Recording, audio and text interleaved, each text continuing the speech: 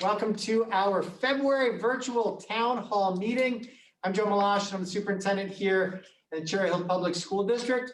And I'm very excited that you are all able to spend about the next 90 minutes with us talking about very important topic of budget and finance in the Cherry Hill Public School District. This is our fourth virtual town hall meeting, and we are focusing this one on budget and finance because we are getting into the formal part of the annual budget season. One of the questions we often have from folks is about from where do we get our money? How do we spend our money? What does it look like and that kind of thing. So we wanted to do a little bit of a formal presentation tonight and then take some questions from the community. Some folks did submit questions in advance, which we will address tonight. In a little while, we'll have the opportunity for people to ask questions live as we are going through. Before we get to that, I do want to have everybody introduced so you know who is also on the panel with us this evening. And it's always my pleasure to introduce our Board of Education President, who will do some of those introductions for us, Mrs. Lori Neary. Mrs. Neary. Thank you, Dr. Malash. I have with me as well Board Vice President Ms. Friedel and Board Member Ruth Schultz, who's in the room with Dr. Malash. And then Dr. Malash, did you want to go ahead and introduce our guest with us that's here as well? Yes, absolutely. Also with us this evening is Mrs. Lori Deitch. Lori Deitch, I apologize, Lori. We practiced ahead of time too. Mrs. Lori Deitch. That's okay. Lori is the chairperson of the Cherry Hill Fair Funding Committee. And I'm going to ask Lori to give a little background on what this committee is, what they do, where they came from. So Lori, if you want to tell the folks a little bit about Cherry Hill Fair Funding. Thank you, Dr. Malash. Yes, my name is Lori Deitch. I am the chair of the Fair Funding for Cherry Hill Public Schools Committee. We started around 6 years ago when a representative to the zone PTA made us aware of how the state of New Jersey was severely underfunding our school district. We met with members of the administration and learned that they, along with members of the Board of Education, had been trying for years to advocate for more state funding, but they were continually rebuffed. They were told that because legislators weren't hearing any complaints from their constituents, like parents or regular citizens, that there wasn't really anything going to be done about it. It wasn't a priority for them. So what we did was we started an education campaign. We sent flyers home in student backpacks. We talked to school PTA meetings and at senior citizen meetings and township events. We reached out to the mayor at the time, Chuck Hahn, and we got him involved. We sent letters and emails and made calls to legislators and the Department of Education. And we joined rallies in Trenton at budget meetings. We set up communications with the Fair Funding Action Committee, they are an advocacy group representing other underfunded districts in New Jersey. And these efforts got the attention of Assemblywoman Lampett and Assemblyman Greenwald and Senator Beach. They went to work, and together with Senator Sweeney, they passed legislation that would correct the funding imbalance that has so significantly impacted Cherry Hill schools. It's called S2, and the legislation gradually increases funding to the school districts that have been underfunded according to the state's education funding formula, while it decreases funding to the overfunded districts. As of now, roughly 1/3 of New Jersey school districts are overfunded while 2/3 are underfunded. So this is a process that's slated to take 6 years. And in the meantime, the overfunded districts are very unhappy. They are fighting to retain every dollar that they shouldn't be getting. They're engaging their own campaigns to fight S2 and keep their state money. So we are working to stay vigilant and encourage our government representatives to keep following S2. Unfortunately, our efforts can't help us recoup the $160 million that we've lost out on since the funding formula went into effect. But going forward, hopefully, we will get the state funding that is due to our district. Excellent. Thank you, Lori. Thanks. So as Ms. Deitch talked about, this committee has existed for a number of years and has been very effective in drawing the attention of our legislators It's been effective in helping us to communicate with the Department of Ed and bring quite a bit of attention to Cherry Hill. Members of this committee have joined me and others joined me and some of the board members in testifying in the Senate and Assembly budget hearings in recent years.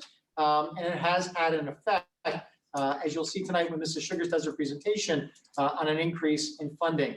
Again, we are still, as she mentioned, way behind from where we should have been. We want to make sure that we are continuing to approach where we should be. Next Thursday evening is the next meeting of the Cherry Hill Fair Funding Committee. There is a website that you can go to. We'll post a link to that website. You can certainly always just do a search for Cherry Hill Fair Funding. It'll show you where the website is. But their next meeting is next Thursday at 7 p.m. and it'll be in a Zoom platform. And that information will be available on there. I'll talk about that later in the evening as well. So Stikes, thank you for being with us tonight. We appreciate you being on the panel. Thank you. Also on the panel, Mrs. Barbara Wilson is with us. Her camera's not on now. She'll be our timekeeper, our public information officer. She'll be providing some support. And then I'm thrilled to introduce or reintroduce to all of you Mrs. Lynn Sugars. Mrs. Sugars is Assistant Superintendent for Business and Finance. She's also the board secretary. And Mrs. Sugars, I am going to turn it over to you so you can give us a presentation tonight on budgeting here in Cherry Hill. And folks, as Mrs. Sugars gets her presentation ready to go, begins to share her screen, you will also be able to find on our website this same presentation. If you go to the budget section of our website, you'll be able to find it at that page. There's a link that is right there.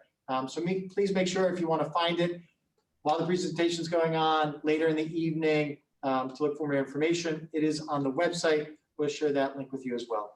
All right, Mrs. Sugars. So Dr. Malash, it's telling me that the host has disabled screen sharing. So if you could help me out with that.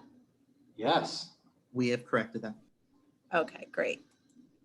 Oh, there we go. Okay. Thank you, Mr. Plavinsky. I also forgot to mention, Mr. Plavinsky, our Assistant Director of Technology, is always with us.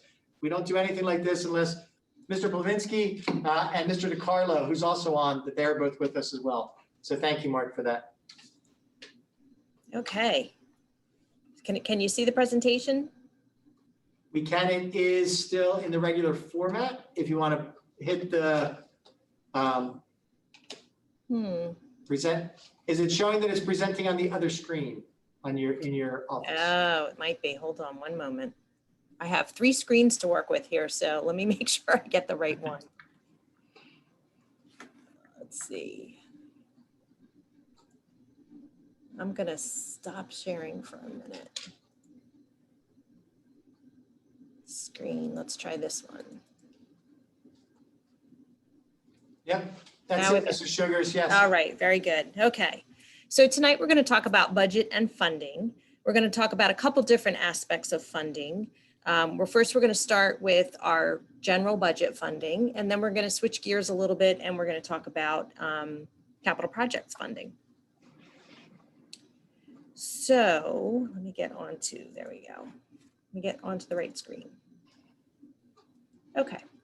So tonight we're going to talk about the general fund, and the general fund is the largest part of our budget. It accounts for the day-to-day operations of the school district. This is the budget that the board approves annually. We used to have a public vote on this budget years ago. The vote was always in April, but we have moved the election for school board members to November. So we no longer have an election process for the budget, a voting process for the budget. So, so now the board votes on the budget. We have our public hearing typically at the end of April, and then we move into the next fiscal year with that new budget. So some of the revenues we're going to talk about tonight that support our general fund budget. In Cherry Hill, the largest portion that supports our budget is tax levy. And tax levy is property taxes that are paid by both the residential and commercial entities in Cherry Hill. We have funding from the state. We talked about that a little bit earlier, not as much funding as we would like, but we do have state funding that comes in from the state of New Jersey in the form of state school aid. We have fund balance that we use in our budget, and fund balance is basically when you end your fiscal year and you close out all your revenues and you close out all your expenses and you have funding left over. We typically take a portion of that funding and roll it into the next budget. We also have capital reserve funds, and these come out of our capital reserve account, and they can only be used, those funds can only be used for large capital projects. We have some miscellaneous revenues to support our budget, various funding from tuition, from interest earnings, student activity fees, facilities rentals. Obviously this year we did not have facilities rentals, but typically that's another category of miscellaneous revenues that we have. And then we have a very, very small amount of federal aid in our general fund budget, and that is in the form of SEMI. It's Medicaid, Medicare reimbursements that we receive from the federal government for certain services that we provide for the school district. We also receive other kinds of federal aid like grant funds, but that's not accounted for in our general fund budget. That's accounted for in our special revenue budget in a separate fund. So if we look at our budget broken down graphically, you can see pretty much how our budget is funded. And you can see that a lot of our budget, if you take the 84% that we have in tax levy, and we take our 3% fund balance and our 1% capital reserve account, 88% of our budget is funded, from Cherry Hill. Again, that little sliver there of federal aid is that very small amount of Medicare aid that we receive. About 11% of our budget is state aid, and then the remaining 1% is our miscellaneous revenue and tuition. And that's how our budget is currently funded. We touched on state aid, and I've been tracking our state aid all the way back to 2007, but just wanted to focus on a couple of years here so that you can see that our state aid has been moving in the right direction. And actually in the 2020-21 school year, our state aid was even higher. Our equalization aid was up around $11 million prior to an adjustment that was made in August by the state government. All districts had some cuts made to their budget because of the pandemic. But even with making that cut, our state aid is moving in the right direction, which is good news. Again, probably not as much as we would like, but moving in the right direction. So if you look at that green line there, you can see since 2017-18, S2 came into play in the last school year, or 1920 school year. And you can see that we started to move in the right direction. And had we not had the adjustment this year, those numbers would have been even higher. So that's state aid that we get when we put our budget together. We always say we're waiting for our state aid numbers. It comes out after the governor's budget address. And those are the numbers that we get at that time. Another form of state aid that we get is called extraordinary aid. It's actually reimbursement of expenses for extraordinary special ed costs. Certain thresholds for students that we serve in district and students that we serve out of district. We put in an application each year. We do it in May, so we never know until the very end of the school year what those numbers are going to look like. Fortunately, we have seen those numbers move in the right direction. You can see there in that last column, we've budgeted $1 million in 2020-21. We tend to budget very conservatively because we never know what we're going to get. And again, we won't start that reimbursement process until May. So we don't know till the very end of our fiscal year what that number is going to look like. The next category of state aid is debt service aid. We don't get debt service aid anymore, and we'll talk about that in a little bit, what that might look like going forward. But we don't receive debt service aid anymore because we no longer have debt. Part of the reason we had chosen 2018 to put forth the bond referendum is because we had debt that was expiring. We could have replaced it with new debt coming on. It would not have had a significant tax impact.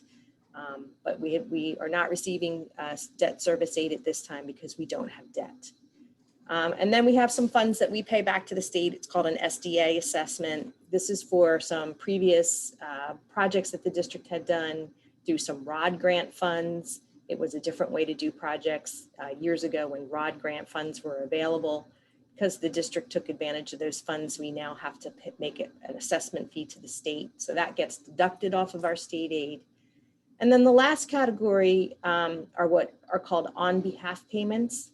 And that is for medical benefits, Social Security, and for pension costs.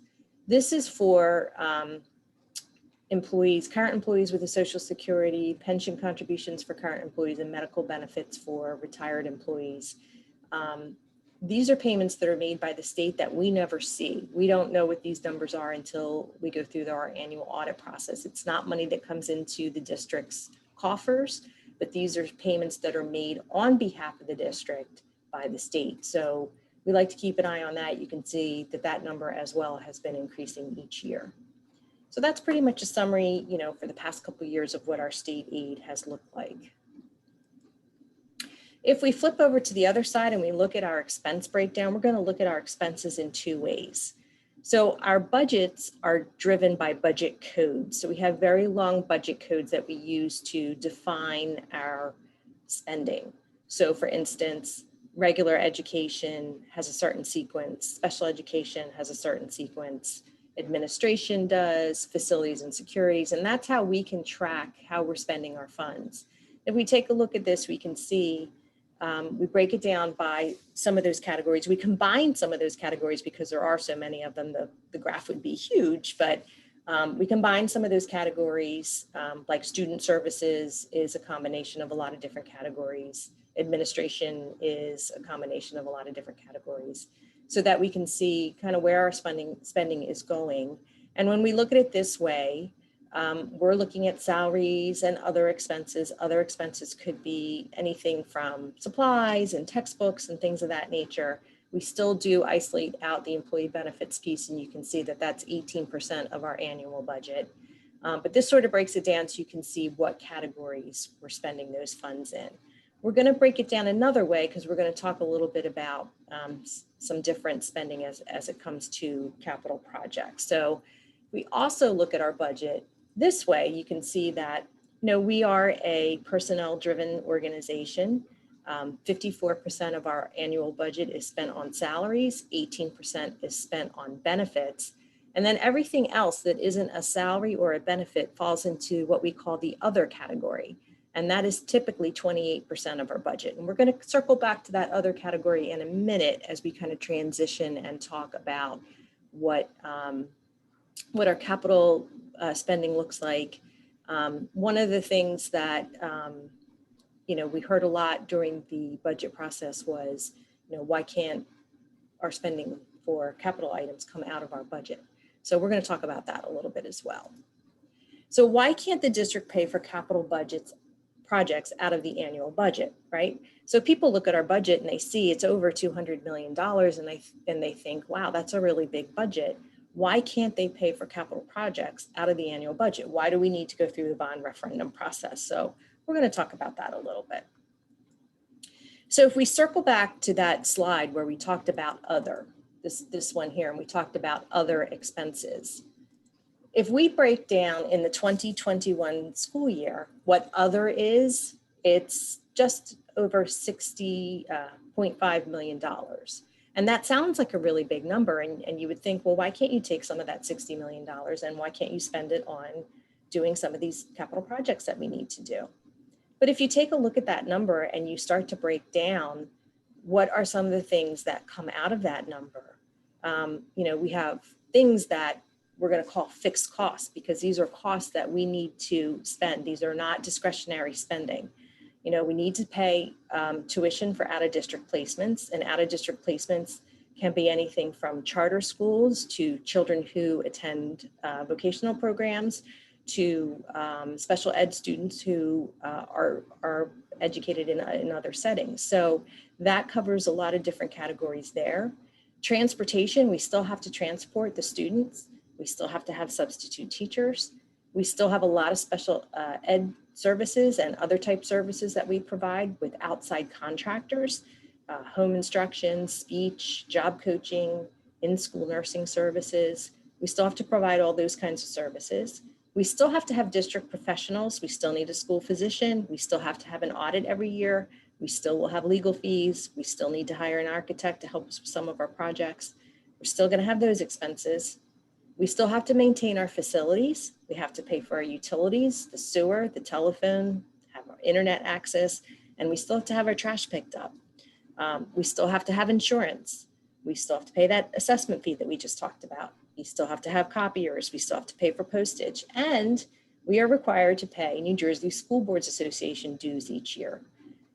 On top of that, we have a lot of operational software that we work with, like Genesis and Blackboard and Board Docs and those kinds of things that we have to use each year.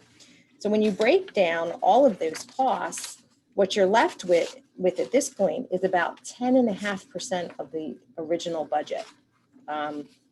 And that is before we buy any supplies, we buy any textbooks or anything that we would use in the classroom or for other areas of our budget. So if we start to look at that and we say, well, if we buy some supplies, classroom supplies, office supplies, programs, district textbooks, other kinds of district expenses that we have, if we do any kind of maintenance, this is without doing any kind of maintenance. So let's throw in 1.7 million for maintenance. And then let's look at extracurricular and athletic expenses, like when we have our plays or when we have our games, we have to pay officials. Sometimes we have to pay entrance fees. So when we start to deduct all of those things out of it, now we're down to 6.96% of the budget. And that leaves us with about $15 million left. And I am sure there are a lot of things that I did not include in this. This was just really a quick look through the budget that would still be considered fixed costs that we would still have to pay that come out of that budget. So let's say annually, if we have $8 million out of our budget to spend on capital projects, and we take the estimated amount of projects that was in the referendum for 2018, which was $210 million, almost $211 million, and we divide that 8 million into the cost of those projects, it would take us almost 26, 27 years to complete those projects. And of course, we're not going to do that. And of course, we wouldn't be completing projects over that time frame. But I think, it helps you see that it's very difficult for us to allot a significant amount of funds out of our annual budget to try to address what are some very significant capital items. We have not had a referendum in this district in over 20 years. And so we're really at the point where we have a lot of things that need to be addressed, including roofs, including HVAC, and those kinds of things, that electrical upgrades that we need to address. And so there's also disadvantages by funding things through the annual budget. First of all, prioritization. How would you prioritize which schools went first and which projects you did first when you had to stretch it out over 26 years? You would be doing things piecemeal. The advantage of doing the bond referendum is you could do 3 or 4 roofs at a time, and there would be no state funding for these projects. So we talked earlier about debt service aid, which we're no longer getting. And the reason we're not is because we don't have debt. There's state funding available for debt service. And in the 2018 referendum, we would have received $76 million from the state for those projects. And so the local share to us would have been the $134 million. So we would have lost out because the only mechanism to get the debt service aid and money from the state for capital projects is when you issue debt. We wouldn't be issuing debt if we did these projects through the annual budget. So we would have missed out on $76 million. Plus, we can't do everything through the referendum, and we tend to have a pretty healthy capital projects budget each year on projects that aren't funded through the referendum, and so we would not be able to do those types of projects. So really, by the time you would complete all of those projects, you'd just be starting all over again, because the useful life of things at that point, you'd be revisiting them all and starting the whole process over again. So what would make sense in terms of capital project funding? So let's talk about the bond referendum process. So we talk a lot about bond referendums, but what really does that mean? So it starts out with determining the scope and the cost of the work. So we're in that process right now. We've been working with our architect. He's been visiting our schools. He's been looking at historical data, and we're determining the scope and the cost of the work that we want to do. Once we decide that, and once we come to consensus on what that's going to look like, then we have to submit project applications to the state, because the state has to approve the work that we do. And the state will also determine what we call eligible costs. And once they finalize those eligible costs, that will determine how much state aid that we'll get from the state to fund those projects. So then we have the special election, which is what we did back in December of 2018. And if the bond referendum is approved, then we have the authorization to issue bonds. And when we issue bonds, that gives us the project funding that we need to complete our projects. So now we have the money that we need. We can complete the projects, and then we pay back the bonds, the principal and the interest of the bonds over the useful life of the project. So typically you're looking at 20 to 25-year paybacks. As we're paying those bonds back, that's when we get state aid from the state, and they will help us pay back both the principal and the interest on those bonds. So that's where the state aid comes in, and that's why you have to do a bond referendum to get funding for your capital projects. So debt service aid is for both the payment of the principal and the interest over the length of the repayment, and it's based on eligible costs. And so the funding formula right now for eligible costs is 40% of those costs that the state will finance. So again, 40% renovations, building renovations necessary for compliance with Uniform Construction Code, health and safety, educational adequacy as determined by the facilities efficiency standards. So this is right off the state's website. This is exactly what type of projects they will approve for the 40% funding. We also had some conversations during the last bond referendum about new construction. That's a completely different funding formula, and we're not going to spend a lot of time on that tonight because we already had a presentation on that back in December that our architect had done. We know just, off the top of our heads here, we can just say that there's a lot more money from the state for renovations than there is for new construction. They determined the formula for new construction several years ago, and they have not updated it. So a cost allowance of $138 per square foot does not get you a whole lot. And what I included in here was a slide from that presentation that we did in December. We had asked our architect to look at East. And you can see here the significant difference. If we were to do renovations at East, the state would give us $26 million, almost $27 million in funding. And this local share would be $54 million. If we were to do new construction, the state share would be significantly less, $17, $18 million, and the local share would be phenomenal. It would be almost $138 million. So we're not going to spend a lot of time on that because we've already had a presentation on that, but I just wanted to point that out, the difference in the funding between the two programs. So also the advantage of doing it this way is even if we did a very large bond referendum like we did in 2018, we would not have to sell all the bonds right away. We could control the tax impact by being strategic about when we sold the bonds. Interest rates can influence that. Right now, the interest rates are very low. If they were starting to creep up, we might want to go ahead and sell them. It does not affect the annual budget. So when we pay back that principal and interest, it's outside of our annual budget. It comes out of the debt service fund, and therefore it's not subjected to the 2% tax levy cap. So it's not one more thing that we have to fit under our cap as we're putting our annual budget together. The disadvantage obviously is the referendum process. If it doesn't get approved, then obviously you can't move forward with the plan and the projects. And that's the end of my presentation. Thank you, Mrs. Sugars. That's a lot of information. It's a lot of information to look at. It's a lot of information to go through. And again, folks, if you go to the district website and you click down, where it opens up the real big tab and click on budget, you can find it there on that page. That presentation is up there. It's the same one that Mrs. Sugars just delivered. Also, we shared out, Mrs. Wilson sent out on Friday with a reminder about this program taking place.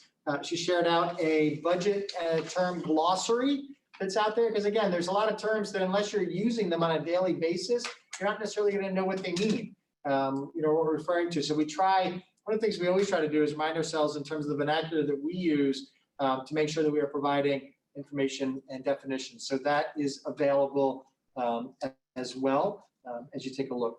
So as we go into our process for the evening, again, we are going to alternate between live questions, people that are on the line, and some of the questions that were submitted in advance. Mrs. Neary, do you want to review how folks can raise their hands to ask questions? Yes, thank you, which it looks like some folks have already figured that out. At the bottom, you'll be able to see the little raised hand feature, which you can click on that. And I will call out your name. And then if you can, as per the usual format, state your full name and address, that would be helpful. Okay, All so right. we'll start. Do we want to start with those calling in, and then we will alternate over to the written questions? Yes, that sounds good. Okay, great. Okay, so we'll start with Rick Short.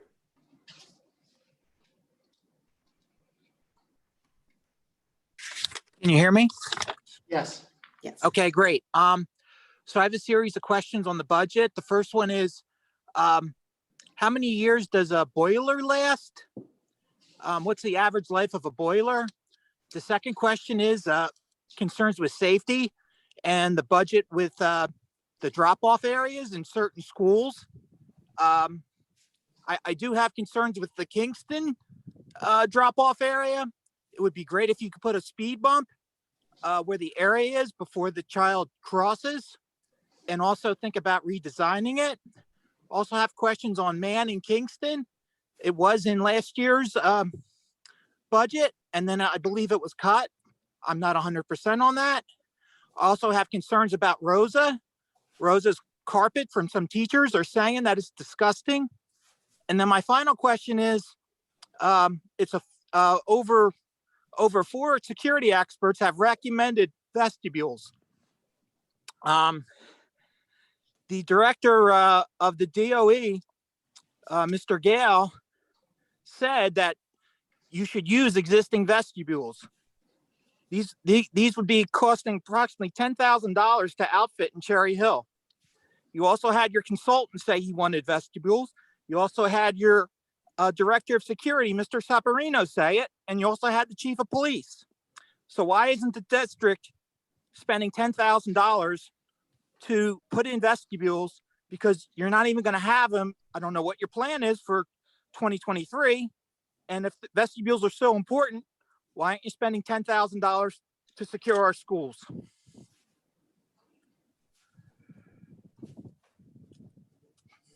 Okay. That's it. Thank you, Mr. Short. So, Mrs. Sugars, can you field the piece about life expectancy for the boilers? Yeah, so I mean, typically a boiler, you're lucky if you get 30, 40 years out of it.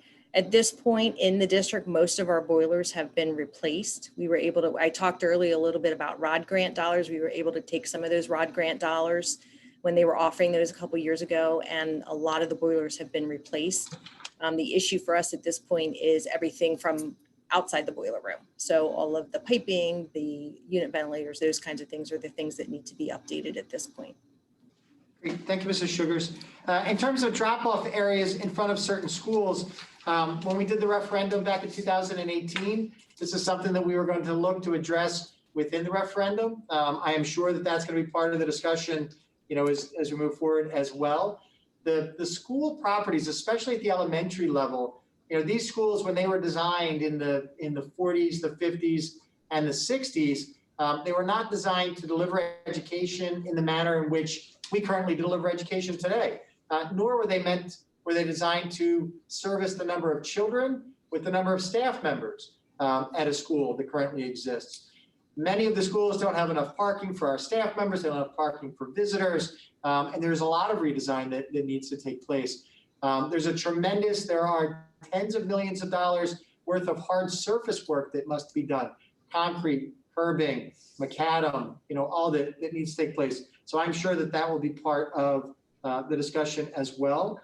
Man in Kingston, there was a project that was originally included in the budget for 2020, 2021 for refurbishment. That was similar to the work that we had done at Kilmer Elementary School during the summer of 2019. Those projects were put on hold because of an impact of the pandemic, and knowing that we were going to lose about $2.4 million from the state in terms of the funding.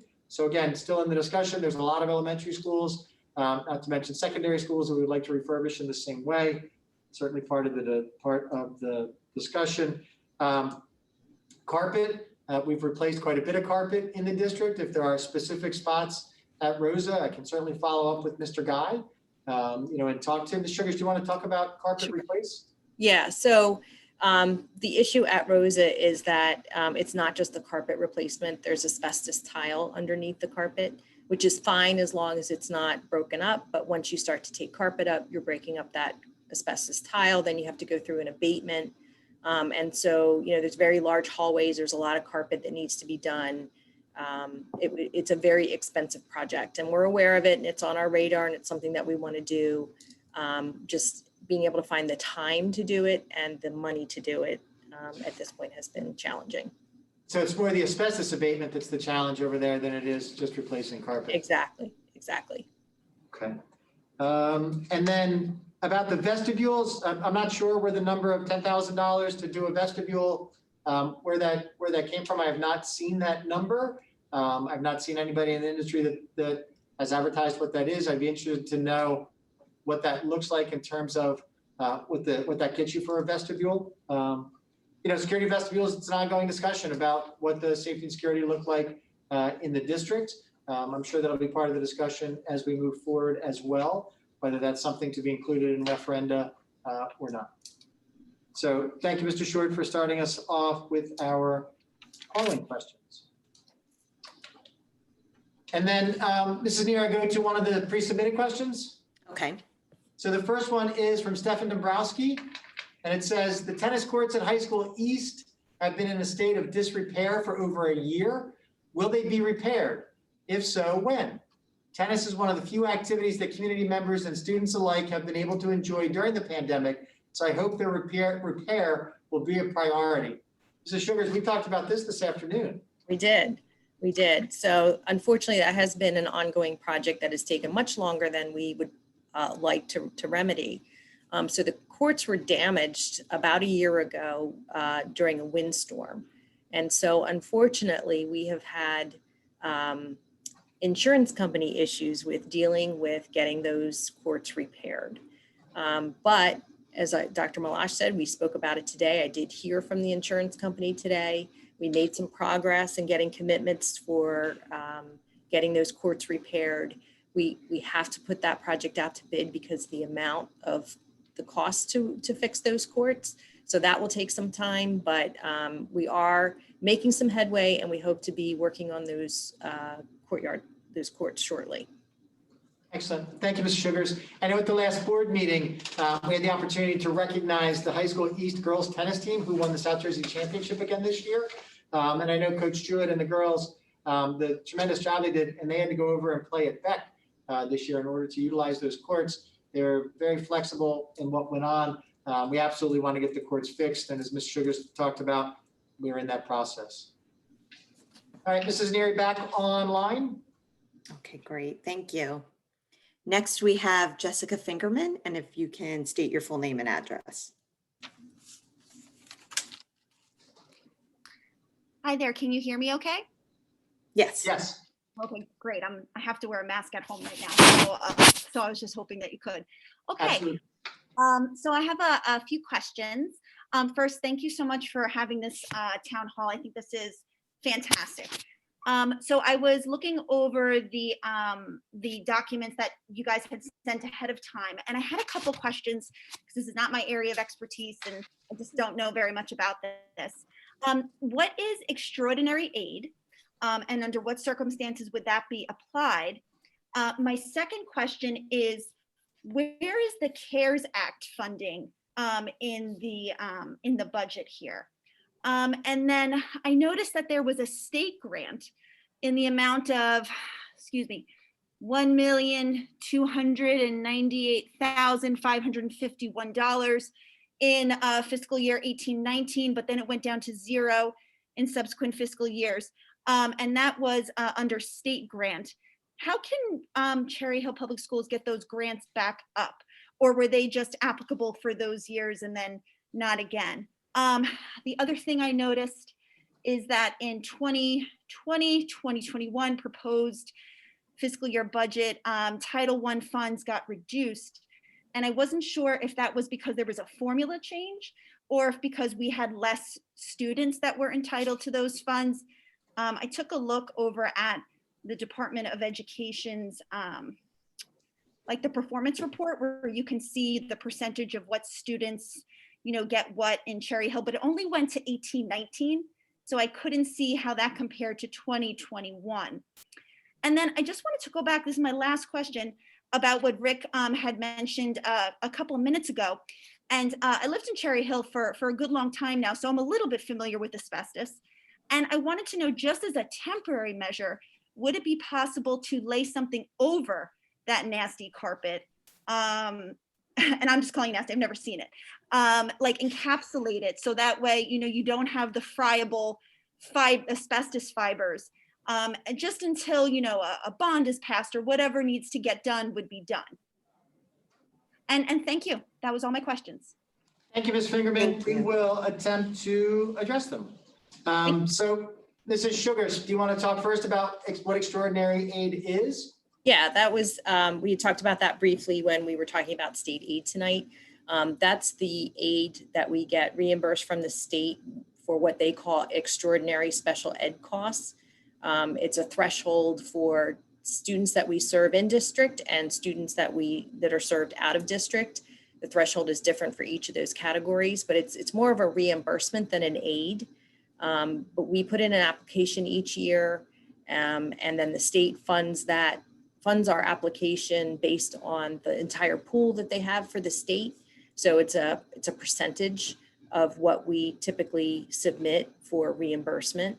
And again, that was the aid that I talked about, that we don't know what we're getting. We don't fill out the application until May, and we tend to budget rather conservatively with that because we don't know what we're going to get from the state. But it's reimbursement of what the state calls extraordinary special education costs.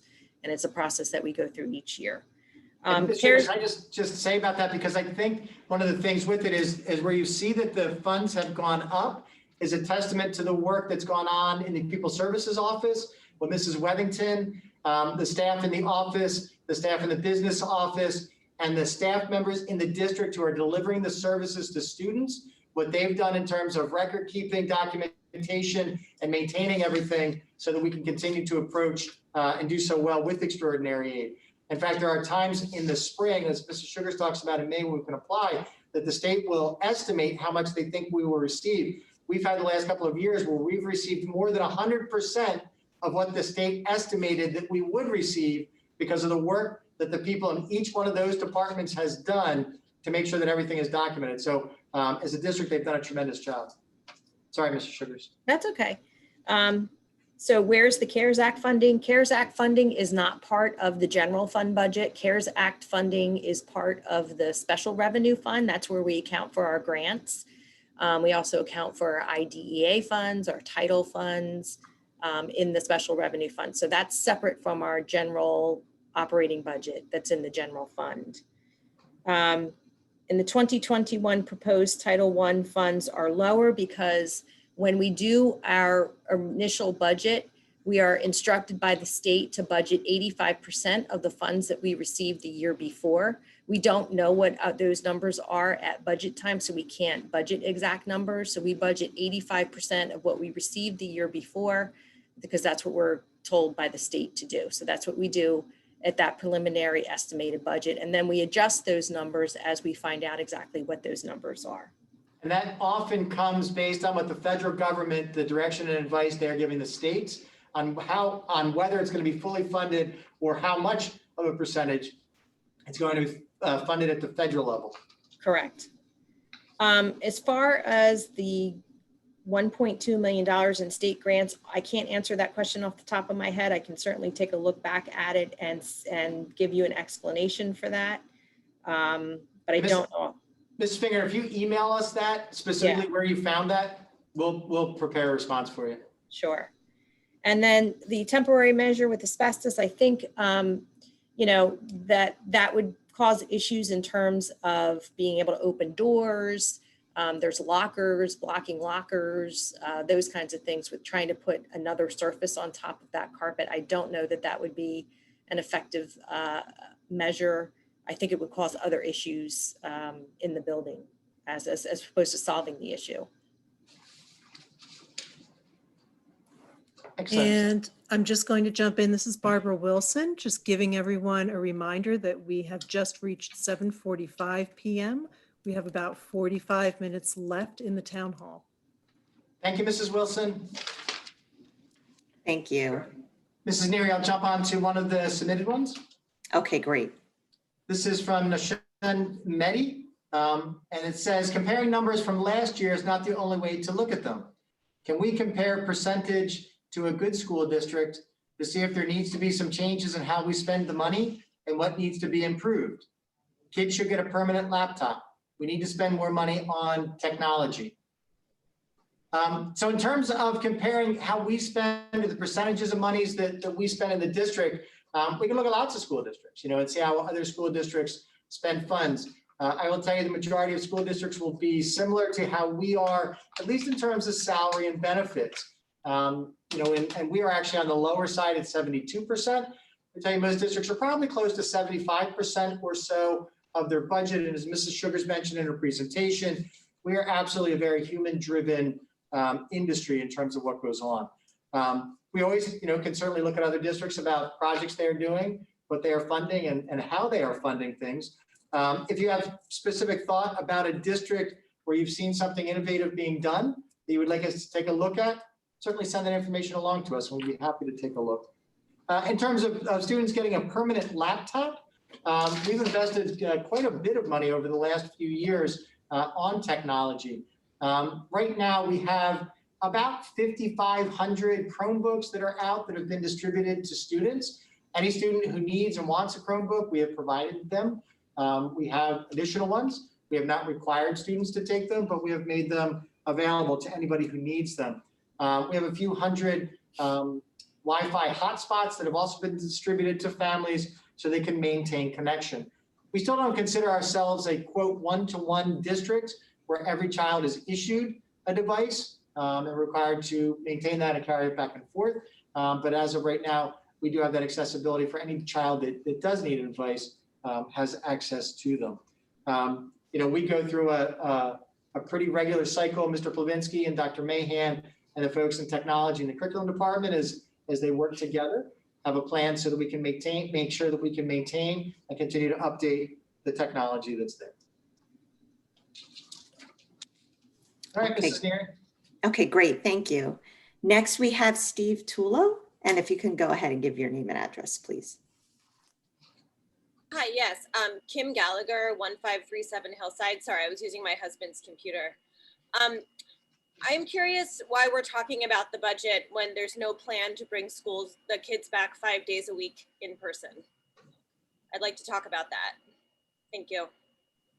Thank you, Mrs. Gallagher. Thank you, Mrs. Gallagher. So we have to do a budget every year. It's a requirement for us. It has to be submitted to the state. It's our responsibility to make sure that the district is fiscally sound and that we are planning and preparing for what's going to take place next. There's a tremendous amount of discussion that's going on about getting students back into school. Again, our goal as a school district, and we've talked about this quite a bit, and we'll continue to talk about it. Our goal as a school district is to return all of our students back into the buildings with our staff members in a full-time way. When we were able to do that, the CDC released additional revisions of their guidelines. I wouldn't say that there are tremendous changes in what their guidelines were that were released last Friday. Our We Return to Learn committees continue to meet as we look to see what can be adjusted as we move into the spring and then what it looks like for September.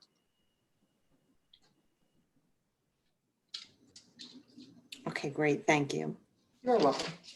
And then one of the submitted ones, this also goes through, I'm going to see if I can shorten this a little bit.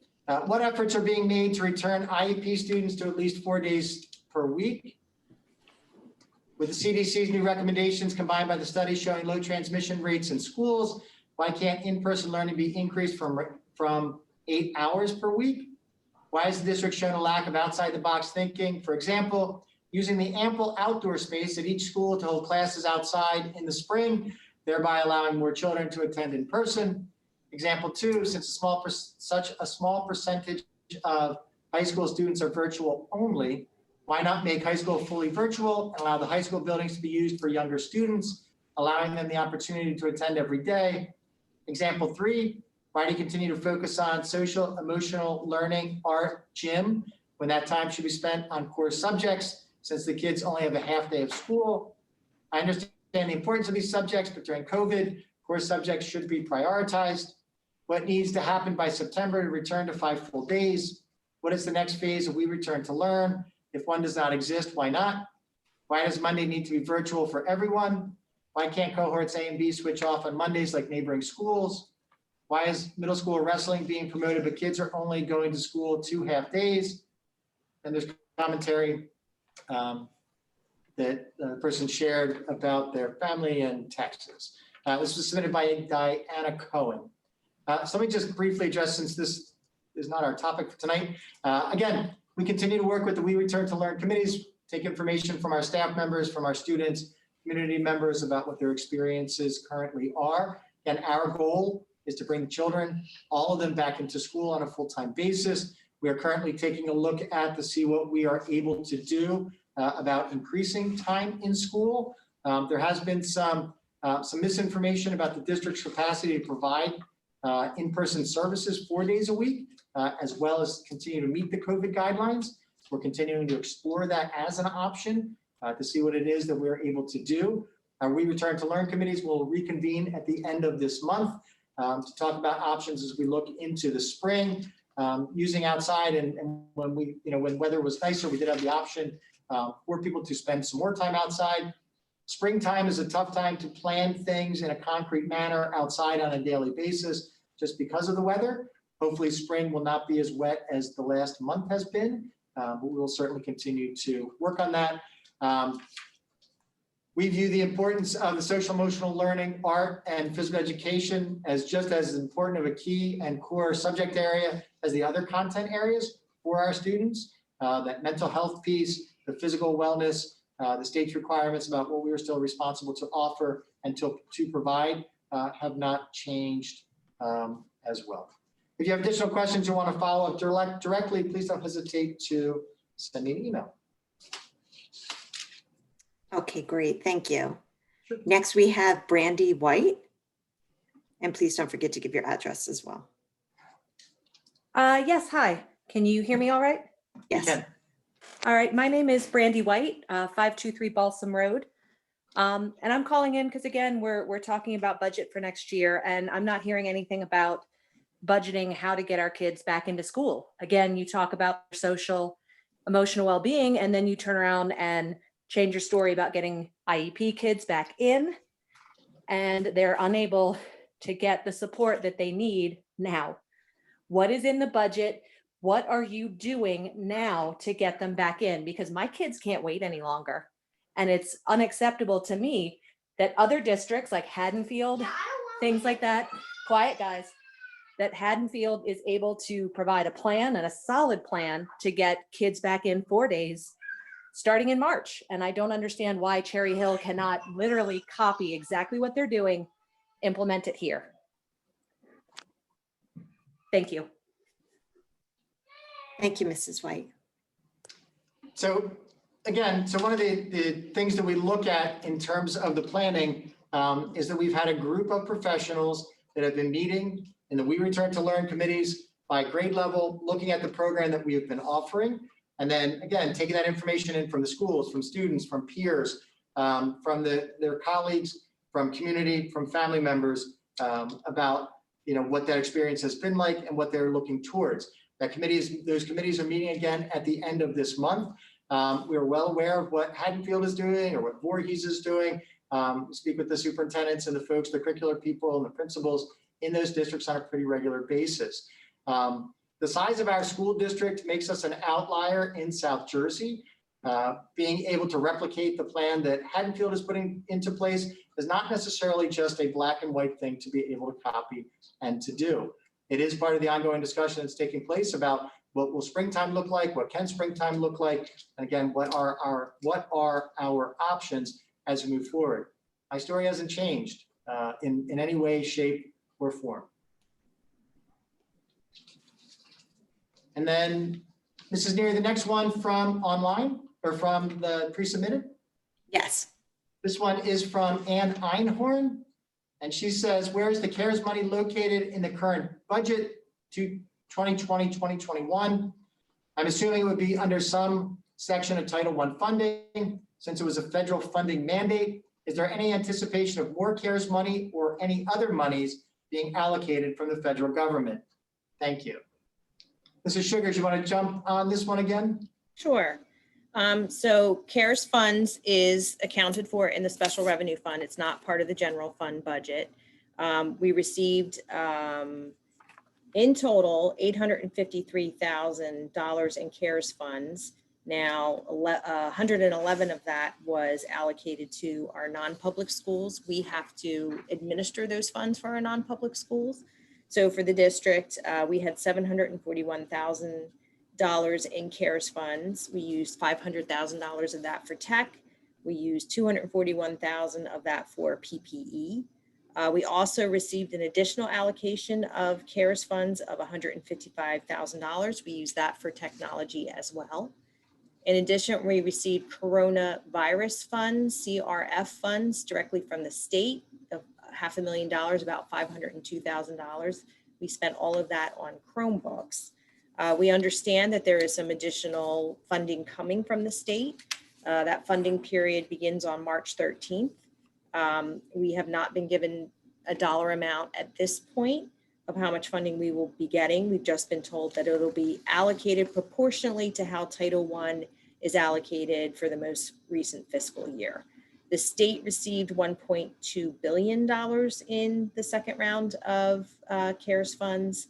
And so we're anxiously awaiting to hear what kind of funding we're getting, and then we will make some decisions about how we will spend that funding. Thank you, Mrs. Sugars. And Dr. Malash, I'd like to just chime in briefly and say that we are approaching 8 o'clock. So we will have about 30 minutes left of this town hall. Thank you, Mrs. Wilson. Thank you. Next, we have Gabrielle Clark. Can you hear me all right? Yes. I'm at 1205 Liberty Bell Drive. I just wanted to ask, I've worked for both for-profit and nonprofit organizations.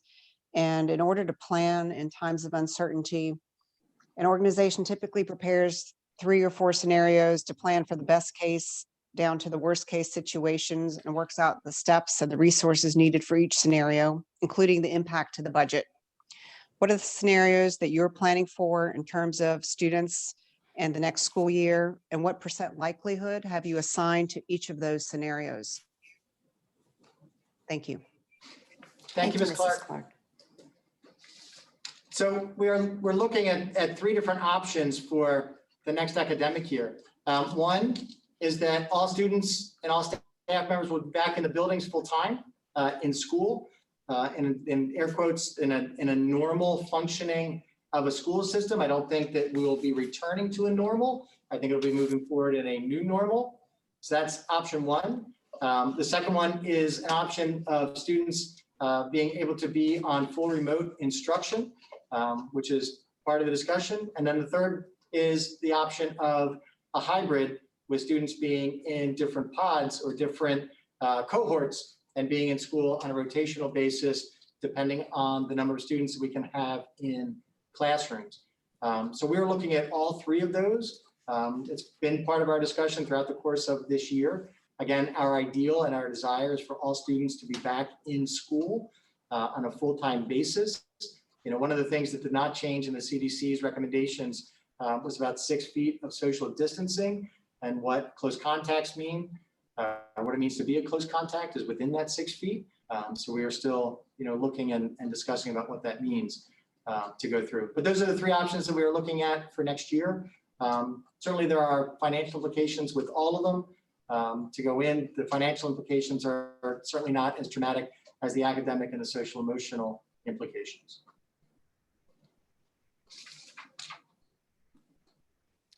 Great. And next is a written submission. Okay. This is from Kelly Gasly. And she says, what are the district's specific contingency plans to return children to the classroom full-time in the fall? And how do those plans affect the budget? So again, there are basically three of them. One is to have students in full-time in the schools. One is with a remote option for students and families. And one is in a hybrid model, which would have students on a split basis in cohorts, being in school, depending upon how many students we could put into individual spaces. We are still looking at those. Again, there's not a dramatic impact on what the budget would be, in terms of from one or the others. But that's part of the process of what we are looking at right now. Okay, great. Thank you. And next we have it's a number listed. So if you could please state your full name and address. Hello? Yes. Hello? Yes. Okay, hi. I'm Jeff Potowitz, 110 Coburn Drive, Cherry Hill, New Jersey. Hi, Dr. Potowitz. Hi, how are you? Two things. One is we differ on the numbers by about $60 million. We were short at capped but uncapped aid. And I've actually said this over the last 2 years. I got those numbers from the NJ Education Aid website. That's Jeffrey Bennett. And about 2 years ago, we were shorted $195 million. And by now, if we add another $15 million to that, it's 210. So not 160 million. It's actually the numbers that I got, and that's from him, and he's well known, is actually not 160 at this point million, but 210.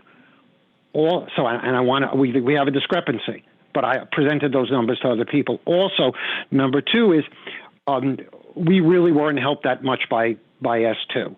A district like Chesterfield has gained 400% since the beginning of SFRA, and we've gained a total of 18%, which is really no gain per pupil at all. So S2 really, really has not helped us. The amount of aid we've gotten increase is really negligible. And could you answer that? If our representatives, I hope you would send on to our representatives the fact that really we haven't been that helped by S2. Other districts have. Northern Burlington County Regional, they've helped, and they get about $6,000 per pupil, and their at-risk population is about equal to the at-risk population percentage-wise of Cherry Hill East. We get about 1,800 per pupil, and they get over 6,000. That's the district that Chesterfield sends to. So they're doing a lot better than we are. 6,000 versus $1,800. People in Cherry Hill East, we get 1,800, they get 6,000, and our at-risk population percentage is about equal. Anyway, if you could answer that at all, but we are not really doing well at all with aid. Thank you, Dr. Potowitz, for calling in. Okay.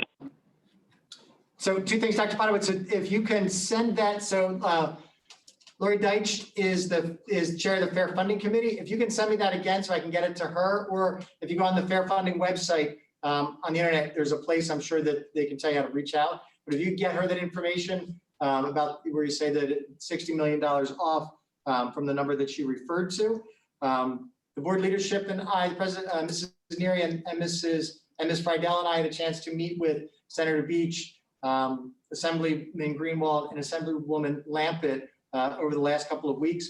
And one of the primary areas of discussion was on school funding, the impact of not just SFRA, but of S2, and where we are right now, what it looks like going into this year. One of the advantages right now, too, is with our board leadership, is they're both involved in fair funding and in the fair funding work for a number of years before their involvement on the board.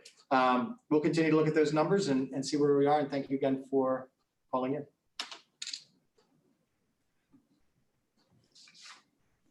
Okay, great. And I think we also have we have two more written submissions. Okay. So from written submission from Mindy Rosen, what did you use the ESSER1 funds for? What do you anticipate spending the over $3 million anticipated in ESSER2 funds? When the Beck vestibule was voted down, both Mrs. Schultz and Mrs. Sugars said there would be millions available for ADA upgrades, even if the board went forward with the Beck vestibule. Thankfully, they voted it down so that money would be available for upgrades. How do you justify only spending only $650,000 for only 2 schools when there are still 15 schools where ADA has not been addressed according to the ERI report?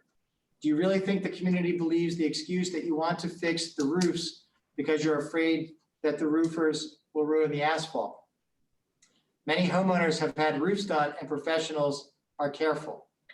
Do you really think a roof job would hurt a curb cut or the correct lines drawn on a parking space? So Mrs. Sugars talked about the first set of funds that we received. I think she just addressed as well. Mrs. Sugars, you talked, we don't know yet how much money we're going to receive in the second set of funds from legislation. There's been no notification at the state level or through the Department of Ed to us. Mr. Sugars, do you want to talk about anything else with the projects, the monies? So I believe what Mrs. Rosen is referring to is the proposed budget for next year, where we'll be setting aside some additional funds to continue to address EDA issues. And we have talked about this several times. You know, a couple of things. One is that as we look at these school projects, just addressing the ADA issues does not address many of the other site issues at the schools. So to address ADA issues and not address the terrible condition of parking lots and those kinds of things, they have to go hand in hand, right? So we need to be strategic, as we have been saying, about how we address this, making sure that we address the ADA as well as address any other kind of hazardous condition that might be in the same area. And yes, I understand getting a roof on a home is a little different than bringing a crane in to move several thousand pounds of roofing materials on top of a roof. Yes, we do believe that that could have an impact on curb cuts and asphalt. And so as we are planning referendum, we want to be careful to make sure that we don't repair or fix something only to have it damaged later on with another project. So we're trying to be strategic about how we address the ADA issues. We have talked a lot about ADA moving into the bond referendum and selecting projects to complete because, again, economies of scale and addressing other site issues as we address the ADA issues, not only externally, but we've also been looking at internal issues as well. So ADA has been on our mind. It has been something that we have been systematically and strategically addressing over the past couple of years, and we will continue to do that. Thank you, Mr. Sugars. Okay, great, thank you. Next, we have E. Javotsky. If you can please state your full name and address. Hello, can you hear me? Yes. Hi, Eric Visotsky. I'm at 27 Spring Mill Lane. Good Hello? evening. Yes, good Good evening. We can evening. hear you. You're on. Great. 2 questions. Most of them were answered, and I know this is getting kind of redundant in ways, but I wanted to touch on 2 things. One, Dr. Podowitz, I believe his name was. Yes. He kind of came out pretty quickly with some facts and figures, but it seems a little strange that we're asking for follow-up or emails or some more information. If you do a quick Google search, we can kind of see that Cherry Hill Fair funding has been, I mean, way behind the 8 ball for years. It seems very objective. So I guess, you know, kind of asking him to forward some more info seemed a little strange. And there should be a little bit of just kind of information, solid information in terms of how to recoup or at least secure that money moving forward. Because as much as we can say it's moving in the right direction, which we heard a little bit at the budget, obviously it's going to increase, which is the right direction, and that's normal. But the fact is, it's way subpar to begin with. And I feel like that's kind of not a new thing. So I guess that's my one question. Most of the rest were answered. But after that, it's you know, a little bit of hearkening back to school where a lot of the answers were issued. You know, return to learning is a great buzzword, phrase, whatever you want to call it. But it is kind of nice to be able to see where the money in the budget is going towards those things. We can say we're talking to people. We can say between colleagues and students and whomever we're discussing that. to achieve that goal. But I kind of have to disagree with the comment about Haddonfield being different and the scale matters. A classroom is a classroom is a classroom, and I know Cherry Hill's bigger, but I think we do have to agree with some of the other folks that if you do follow a model, it can work. So I think that does have a better answer, especially when it applies to the budget, because that's where it gets a little more concrete. So again, I had a million questions, but a lot were answered and touched on. But the two are, the fair funding has to have a better answer than, forward us some more info, because that's been going on for years. And we are the redheaded stepchild there. And when it comes to return to learning, similarly, there has to be some concrete answer, not just, we're talking about it for what, the 14th month? It's, I get where everyone's coming from. The challenges there, the obstacles are huge. It's a burden on everyone. But, by the same token, you guys are doing your best at coming together and talking to us. But it's been a long time coming with at least some concrete anything. And, saying the end of the month where we have convening it, whatever the authority you mentioned that has been put together, that's great. But then it's another month and another month and another month. And, I know we're all kind of beating a dead horse to some degree or another, but when it really comes down to it, those two things should have a little more, I think, basis and foundation for a response than send us some figures, or we'll look into it, or we're still looking into the other side. I just guess that's kind of where I'm coming from. I'm a more pragmatic person when it comes down to it. And again, not saying people aren't working hard to figure it out, but somewhere you got to draw some lines, and there are some numbers. And, on the front end of my question, that's some years of lack there when it comes to funding. And I think that deserves a better response. And on the schooling side, I think we have a lot more to answer to there, at least at the time, because that does apply to the budget.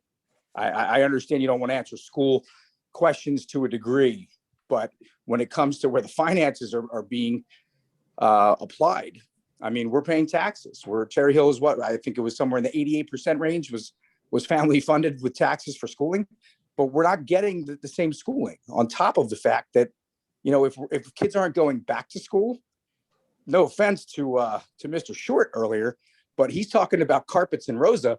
If kids aren't going back to school, I mean, do the carpets matter? And I know that's a little bit of a dramatic kind of comparison, but I think you kind of know where I'm coming from there. So it's all intermixed, but I think there's some more answers that could be given.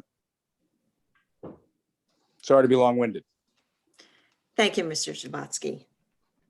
So a couple of things. When we talk about fair funding and why I asked Dr. Podowitz to share the additional monies or the additional information is there's a difference in perspective about what the state said that we should get in terms of capped aid or uncapped aid, which are different numbers that have come through the years. So there's a backstory that exists in that.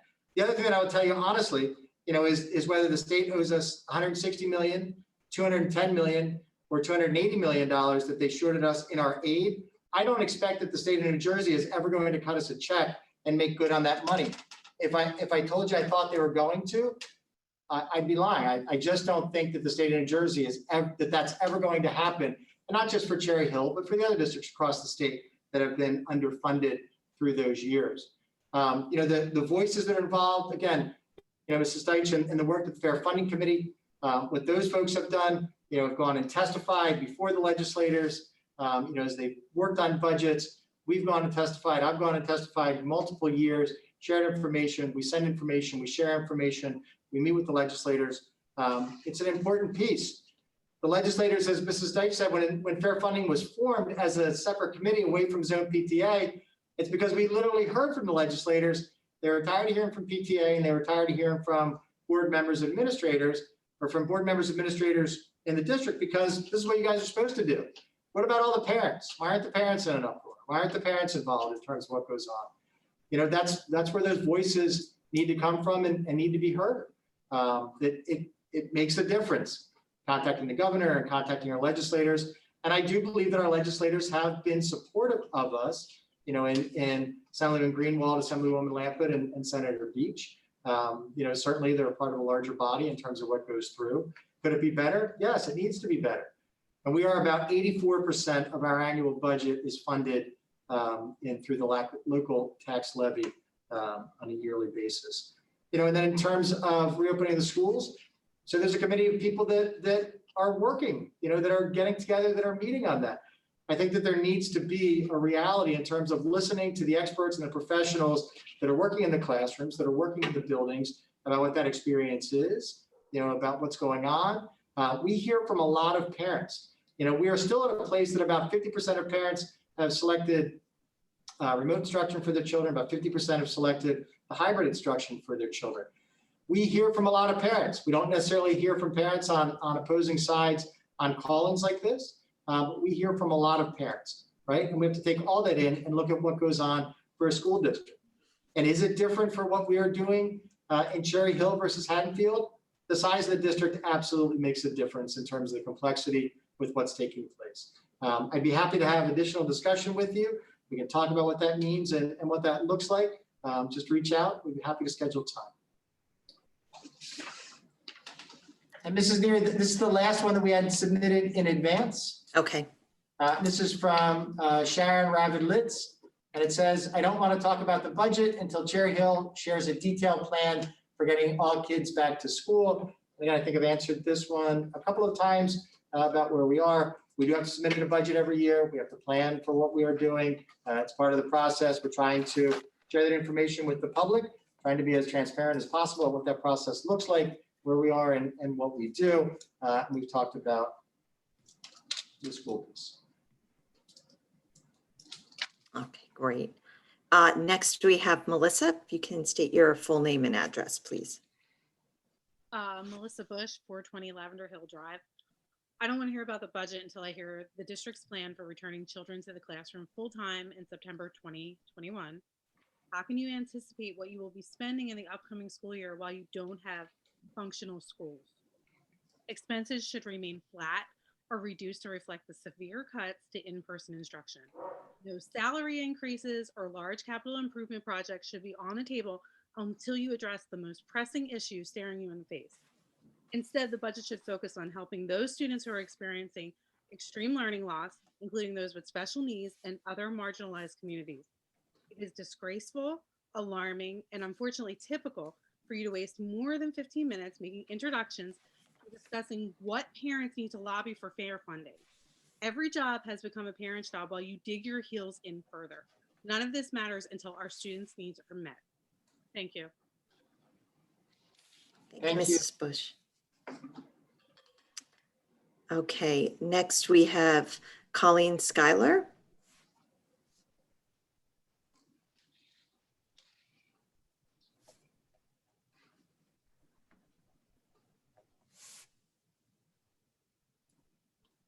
Ms. Clark, if you just unmute yourself.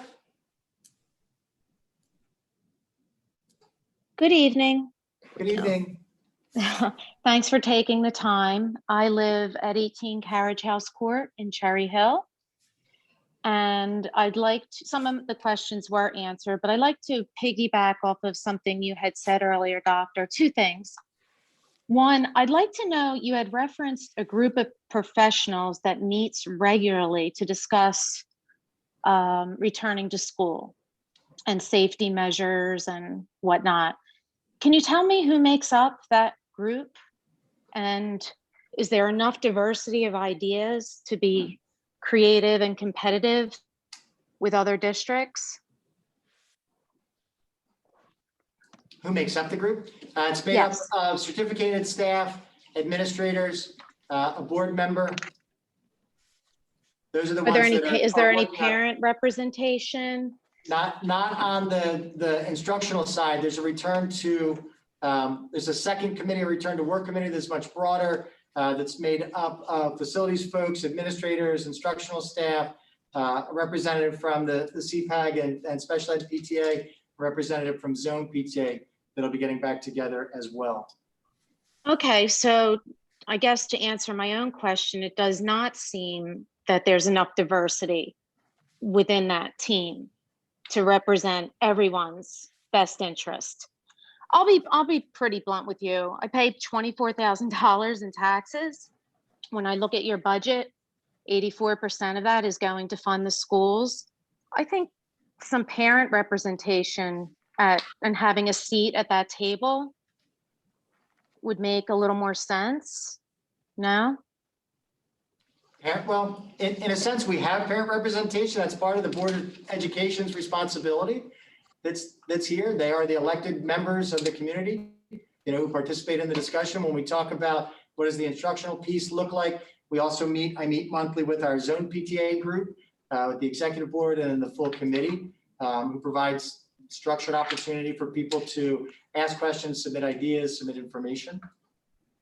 Yeah, just from our point of view, many of us parents don't feel like our perspectives are being represented, and our children are not getting a fair shake in this. Yet we make up for most of the funding for the schools that are not best representing our perspective on the situation.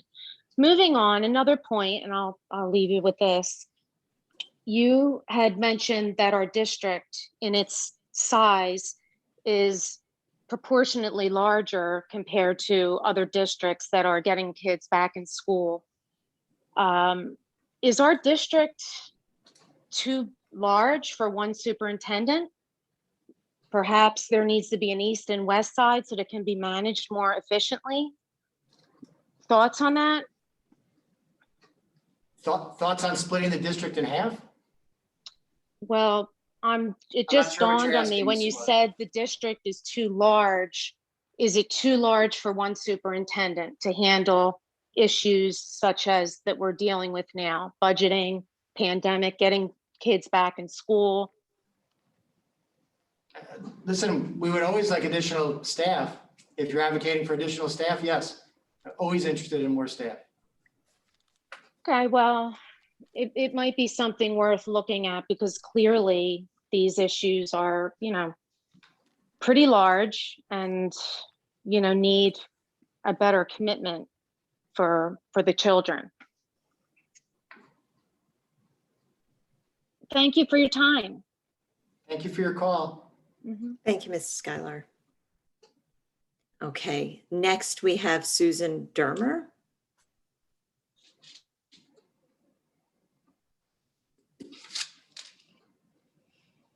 If you could just unmute. Hi, can you hear me? Yes, we can hear you. Hi. Yes. How are you? This is Susan Dermer, 6 College Court. I'm just calling there's two figures that I'm trying to figure out. One is for the $11 million for the out of district charges, and also the $13 million for the transportation charges. Why are they so high, and are they usually the same every year, or is that just an increase from the previous years? Thank you, Ms. Dermer. I'm gonna let Ms. Sugars. Do you want to take this one, Lynn? I would say that, so the out of district is for, we have students that attend charter schools. We have students that attend the vocational programs in the different counties. We have special ed students who are placed out of district. We have about 140 or so special ed students that are placed out of district. And so I would say 11 million is pretty typical. It all depends on the number of students, where the placements are. It fluctuates year to year. We have some students that age out. We have some new students that come on. So it really is an individual calculation each year, depending upon the number of students and where the placements are. In terms of transportation, yes, that's a pretty steady number in terms of how much we spend annually on transportation. We're transporting in district, we're transporting out of district. That also includes transportation for athletics and extracurricular activities and field trips and all of those kinds of things. So yeah, that is about what the annual expense is. Thank you. Now, is there anything we can do to reduce those because they seem pretty high? Have you guys been, working on that maybe? Because that would definitely save us a lot of money. Well, the district is completely contracted in terms of transportation, which was done The 90s. the 90s, way before my time here. So we go through a bid process each year to put out our transportation routes. In terms of the out-of-district placements, again, it really depends on the number of students and where the placements are. It's going to vary each year. It's going to fluctuate each year. I know that we try to keep as many students in district as we can, and sometimes there's a cost savings there. I know there's times where we will establish a program to keep students in district, and we'll experience some cost savings there as well. So it really is just an annual look at what the student needs are and what the placements may or may not be. Thank you. Thank you for calling in. And Thank it's you. Barbara Wilson, just going to jump in and let everybody know it is 8:25. So we are approaching the end of our town hall time. Thanks, Barbara. Thank you. Do we want to go ahead and just take the last hands that are raised, Dr. Malash, as of right now? That's up to you, Mrs. Neary. Yeah, Certainly. there's just a few hands left. Okay. Okay, next is Nay Lubkin. If you can state your full name and address, please. Hi, I'm Naomi Lubkin, 404 Longstone Drive in Cherry Hill. First, a shout out to Lori Deitch for being so inclusive and explaining a lot of the issues to my understanding. 33 years ago, I was bringing gallons of paint to paint the theater in Cherry Hill East because things were falling apart, etc. So we were doing that. I'm supporting, and I want to support the parents here. I don't know what I would do if I were in their position today. My youngest is 30 years old, but I feel I really need to support these parents, and something better has to happen. I agree with Mr. Jablonski, as well as who's the woman, Miss Schuyler. This needs to be fast tracked. I dropped my jaw when I heard you still are talking about handicap access to the buildings. I mean, the kids need to get back to school. This has to be fast tracked. And I'm sorry, but it sounds terrible to me. I'm absolutely shocked that, well, we're looking at this. And then the insurance for the tennis courts, drop the insurance company, sue them, make them pay for this. Nothing's fast tracked. So I believe that you need to have, that it's the most decent thing to do is have parents working with all these groups to get the ball rolling. And that's my comment. Thank you. Thank you, Mrs. Lubkin. Thank you for calling in. Mhm. Okay, next I see MF, if you can state your full name and address. Hi, can you hear me? Yes. Yes. Great. Michelle Feinberg. I'm 1233 Chanticleer. So I understand that we need to have a budget, makes sense. But as many of the other parents have said, why are we not focusing 1,000,000% of our time on getting these kids back to school? These kids are suffering on a daily basis. And the fact that we still have no plan, other surrounding districts have a clear-cut plan of getting these kids back in school. The special needs kids, elementary kids, they're suffering on a daily basis. My 3rd grade son hates doing school at home. He can't focus. He misses being in school. The fact that we have no clear-cut plan of getting these kids in school more than 2 days a week, they have 8 hours a day in school. That's absolute insanity. The fact that we do not have a clear-cut plan of getting these kids back in school now and in September, I find is appalling, because other districts have clear-cut plans and we're worrying about tennis courts and we're worrying about these little things when in the scheme of life, our kids are suffering. It's just absolutely disgusting and appalling to me that this is going on. Thanks. Thanks for calling in. Thank you, Mrs. Feinberg. Okay, next we have Jenny Dorn. Hi, can you hear me? Yes. We can hear you. This is Jenny Dorn. I live at 510 T Rose Lane. I first wanted to thank all of the teachers and administrators because I know you are working really hard, and we do really appreciate that. To that point, I kind of wanted to chime in on what Colleen said about our tax dollars going to 80+% of the schooling. However, we are not going to school how we should be. It is understandable. I even understand this year, but to talk about a budget and not have a plan for next year is really hard to hear as a parent. The board that you have that works on these decisions, the committee, have you ever considered having a doctor on this committee who knows the facts, who sees the data, who can help? It does seem that it is very one-sided. And it just, I feel like we need to get these kids back in school. Not even this year, it's hard enough, but I do feel like there needs to be a little diversity on this committee. I would volunteer my husband, who is a physician, to be on that committee to help because he does have the data, and it just isn't matching up with what we're doing. So again, I thank the teachers and the administrators so much, but we need to have a plan, and we need to have 3 different plans. We need a contingency plan for a contingency plan because we just can't do this next year. Thanks. Thank you, Ms. Dorn, for calling in. Thank you, Mrs. Dorn. Okay, and last we have Carolina Bevid.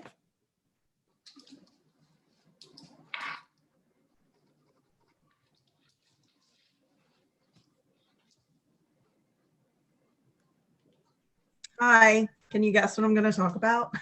Just kidding. Yeah, I don't want to talk about next year's budget until I know how stripping students of in-person learning impacted this year's budget.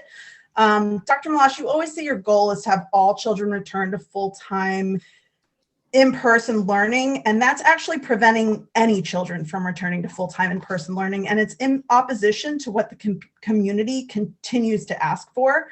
You also talk about our size. You know, New York City is doing it. New York City has brought elementary school kids back for full-time education. I think Cherry Hill is a good deal smaller than that.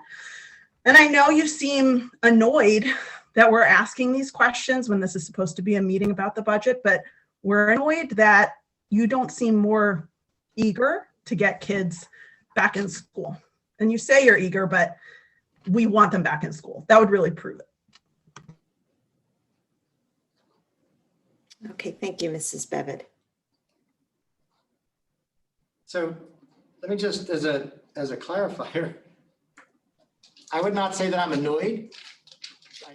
So if you're assigning a value, I certainly apologize if that's how I came across, Ms. Bevid, but that certainly is not my intention. It's 8:30 at night. I'm yelling at a screen, so if that's how my voice, I certainly apologize for that.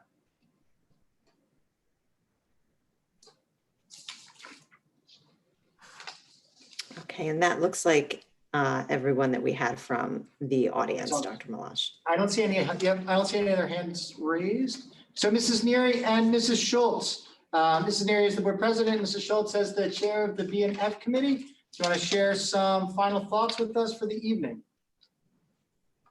Sure, you can go ahead, Mrs. Schultz. Sure. So I certainly would like to thank the administration. I'd like to thank Mrs. Deach and members of the Fair Funding Committee for all of their efforts and, of course, their advocacy work that they are doing for the district to continue the fight for fair funding. Additionally, I want to thank all of our many community members who have attended tonight's town hall, as well as our prior town halls, who continue to advocate on behalf of their children. I appreciate all of the questions tonight, not only regarding the budget, but also the We Return to Learn and getting our children back to school.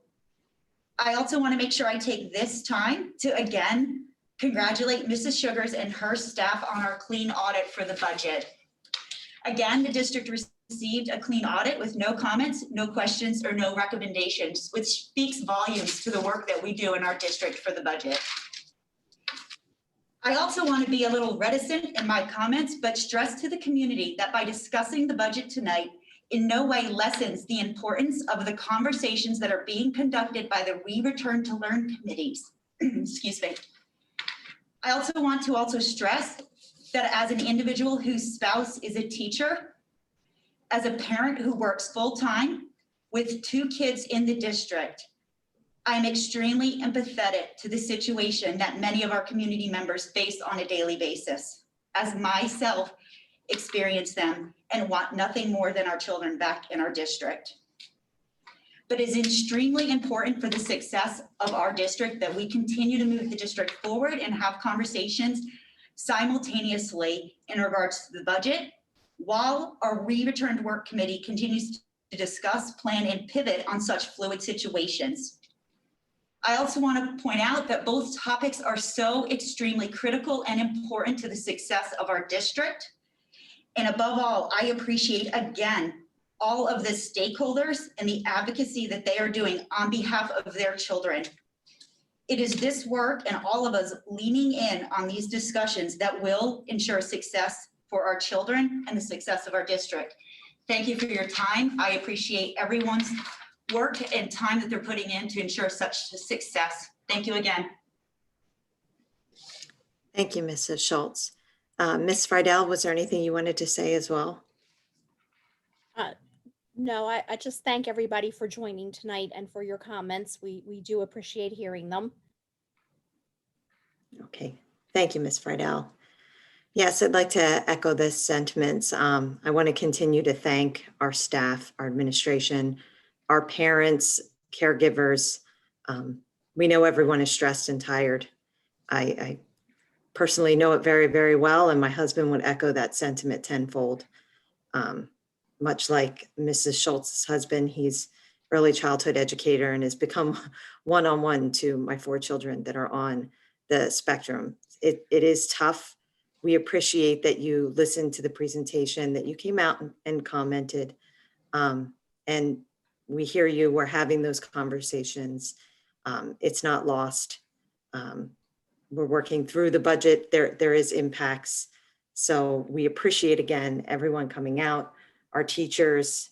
I think there is light at the end of this tunnel.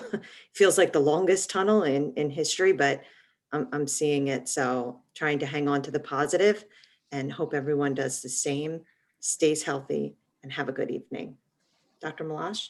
Thank you, Mrs. Neary, and thank you, Mrs. Schultz and Ms. Friedel. I want to thank the other panelists that are on, Mrs. Sugars for the presentation and your time. Again, the presentation that Mrs. Sugars delivered this evening can be found on our website. If you look under the budget tab, you'll be able to find that presentation. It's got that information that's in there. If you have follow-up questions, if you're going through it again, don't hesitate to contact us. Just email us and let us know. Mrs. Deitch, for her time, fair funding. Mrs. Deitch, anything you want to say here at the end as we finish? I just wanted to thank you for including me on this panel. It's been a great opportunity. We invite anyone who's interested to join us next week at our meeting. I will have the Zoom link, I guess a couple days before, that I can make available to people. It's going to be Thursday night, the February 25th at 7 p.m. Excellent. Thank you, Mrs. Deitch. And again, if you look Cherry Hill Fair Funding, there's a Facebook page.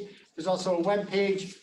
You can find a link directly from our website as well. And Mrs. Wilson, thank you again for being our timekeeper.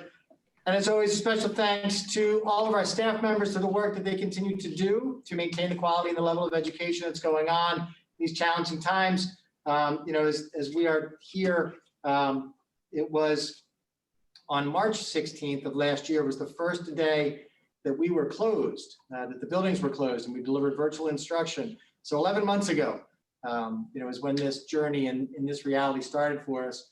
And it's about 12 and a half months ago, very end of January, beginning of February, that we started talking about COVID and the coronavirus at that point and what the impact could be and what was that going to mean for schools. So it's been quite a journey during the course of the last 12 months for sure. But I'm very thankful to the staff members, our certificated staff members, our teachers, our counselors, our child study team folks and therapists, our educational assistants, secretaries, the administrators, all the work they do, the folks that work in the business office and HR, our nurses. A special thanks to our custodians, our buildings and grounds folks, our maintenance teams, and the cleaners for all the work that they continue to do behind the scenes, often unseen by the public, but the ones that keep the buildings clean, keep the air functioning, make sure the unit ventilators and everything else are working for all that they've done. And a special thanks to our technology team for what they've been able to put up and put out. And Mr. Plavinsky and Mr. DiCarlo, special thanks to you for again being on with us tonight. I think this brings us to the end.